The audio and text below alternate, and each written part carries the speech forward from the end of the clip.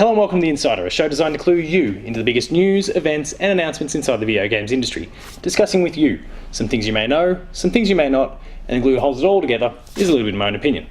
My name is Paul James, thank you very much for watching, and let's get with our episode.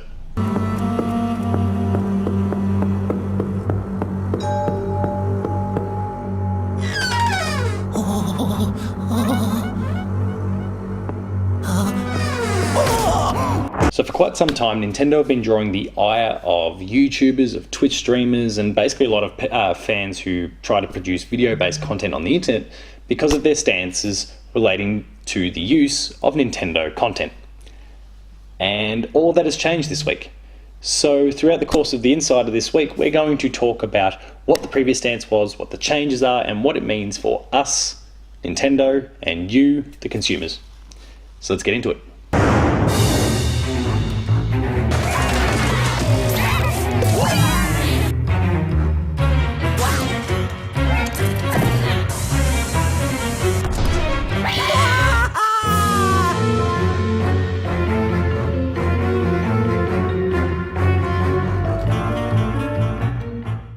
So Nintendo had some very specific content creation guidelines that people who were creating content on YouTube or Twitch or whatever the platform may be really had to quite strictly adhere to in order to monetize their content, and Nintendo was still taking a cut out of that.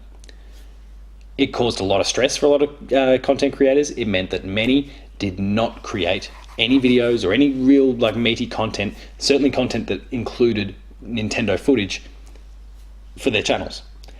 And Nintendo claimed that this was a good thing for them and it was great for those who climbed aboard the kind of community guidelines and embraced what Nintendo was putting out there. But for many others, and including ourselves in many ways, we tried to steer clear of that, or we worked within some loopholes to ensure that you only showed very small bite-sized chunks. If you go back and take a look at some past Insider episodes, you'll notice that I was using less than 7 seconds of footage from Nintendo products, so it never got picked up through scanners and things that go on through YouTube. People were looking to exploit little loopholes that meant that they were never getting pinged, or they just didn't produce that sort of content whatsoever. Well, now, with some new news that's emerged today, things have changed a little bit, and we're going to talk all about that next.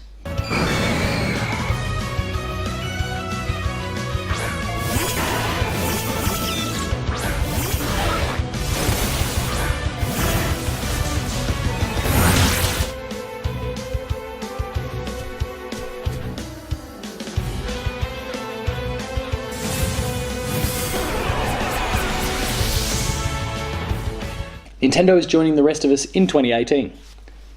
They are allowing Player 2, all sorts of other publications all around the world use Nintendo content essentially however they wish. That means that I can cut as much footage as I want and use it in this episode of The Insider.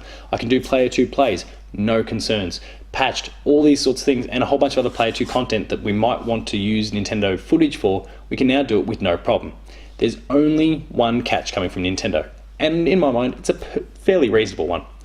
They do not want you to just essentially copy and paste their footage into your content. They don't want it to be simply a trailer that you're profiteering off.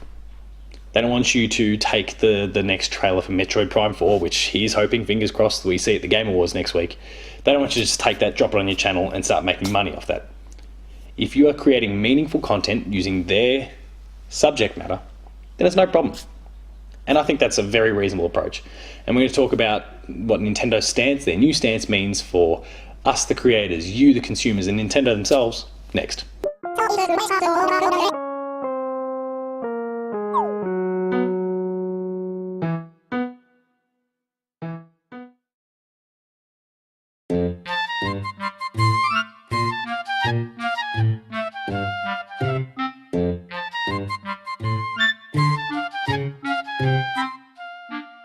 Let's first begin by exploring what it means for you, the consumer, you watching this video right now, you looking at other of your favorite YouTubers and what it means for their content and what you can enjoy.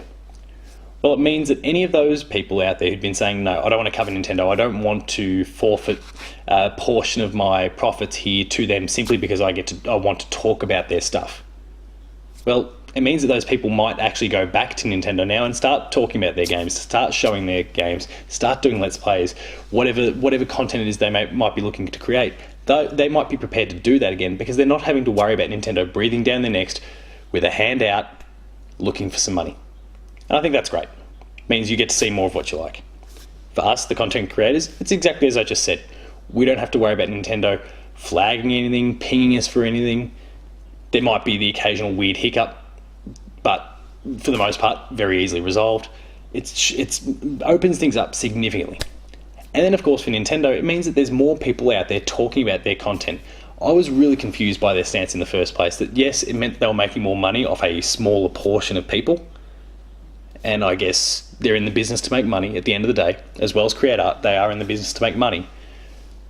But they had a far smaller pool of people talking about their stuff, and it potentially cost them some sales over the journey. I mean, you don't have to look at the relative failure of the Wii U and the 3DS compared to its peers or its older brothers. That they didn't sell as well, and this was in this period where Nintendo was being super strict about content creation relating to Nintendo products.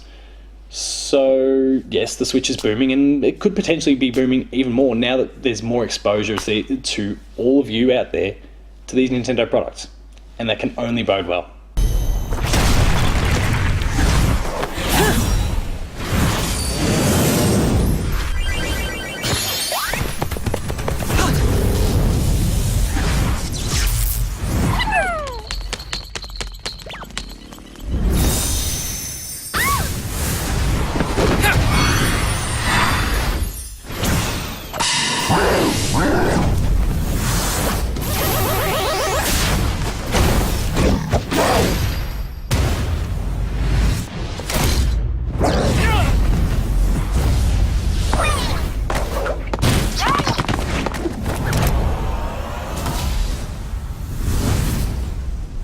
So you can expect to see a whole bunch more content, Nintendo related content, on the YouTube channel going forward. That includes Impatched, The Insider, Player 2 Plays, and a whole bunch of other outlets. If you've enjoyed this, please consider liking, sharing and subscribing. All those buttons are down below here, and hit that notification bell. That way you're alerted to every new video the moment it goes live on the channel. That includes Patched, The Insider, Player 2 Plays, The Late Game Review, Gamer School, and a whole bunch more. There's some awesome content there, so please be sure to go and check it out. For written content, please visit the website player2.net.au, where you'll find reviews, previews, opinion pieces, news, features, the Player 2 Writer's Draft, and heaps more, including links to our podcasts, the Player 2 Podcast, and my latest baby, Dev Diary. We're also on Patreon, patreon.com/player2au, and consider kicking in a few bucks. At the lower tiers, you'll get early access to episodes of this and Patched and several other shows. At the higher tiers, you get monthly episode exclusives and the ability to join us in the monthly Player 2 podcast. For rolling updates, you can find me at Paul James Games on Twitter. The website you'll find at Player2au. And until next time, hopefully this is the last that we ever speak about Nintendo's YouTube policies. Thank you very much for watching, and I'll see you next time.